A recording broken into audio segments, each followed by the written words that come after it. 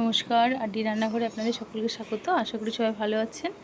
আজকের রেসিপি কাতলা মাছ দিয়ে কাঁচকলা এবং আলু সজনে ডাঁটা দিয়ে ঝোল। এই সময়ে এই সজনে ডাঁটা কাঁচকলা দিয়ে ঝোল খাওয়া শরীরের পক্ষে উপকার। এখন প্রথমে মাছগুলো নুন হলুদ মাখিয়ে ভেজে নিয়েছি। যা যা উপকরণ লাগবে, কাঁচা লঙ্কা, জিরে, টমেটো পেস্ট করে নেবো। মাছগুলো ভাজতে ভাজতে মাছগুলো দেখুন এক পাশ ভাজা হয়ে গেছে বলতে বলতে বিট করে ভালো করে ভাজা করে নিয়েছি। মশলা এখানে পেস্ট করা হয়ে গেছে। সেই একই তেলে কাঁচকলাগুলো ভেজে নেব। কাঁচকলাগুলো ভালো করে ভাজা হয়ে গেলে তুলে নেব। ভিডিওটি ভালো লাগলে লাইক, কমেন্ট, শেয়ার করতে ভুলবেন না। আপনার একটি লাইক এবং কমেন্ট আমাদের পরবর্তী ভিডিও বানাতে সাহায্য করে। জিরে ফোড়ন দিয়ে দিয়েছি। এরপরে আলু ভালো করে নাড়াচাড়া করে এরপরে সজনে ডাঁটা দিয়ে দেবো।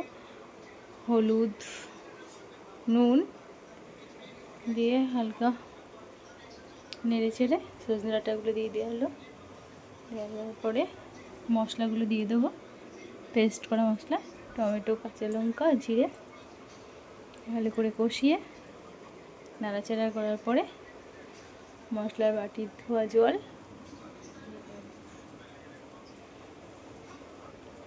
সবজির উপরে দিয়ে দেবো।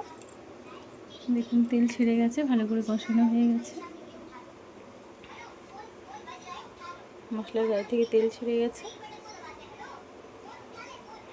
এবার জল দিয়ে দেবো। আর একটু পরিমাণ জল দিয়ে দেওয়ার পর একটু নাড়াচাড়া করার পরে ঢাকনা দিয়ে ঢেকে দেবো।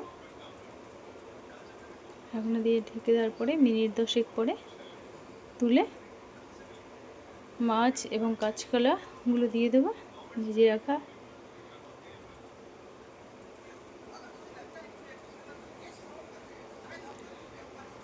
তারপর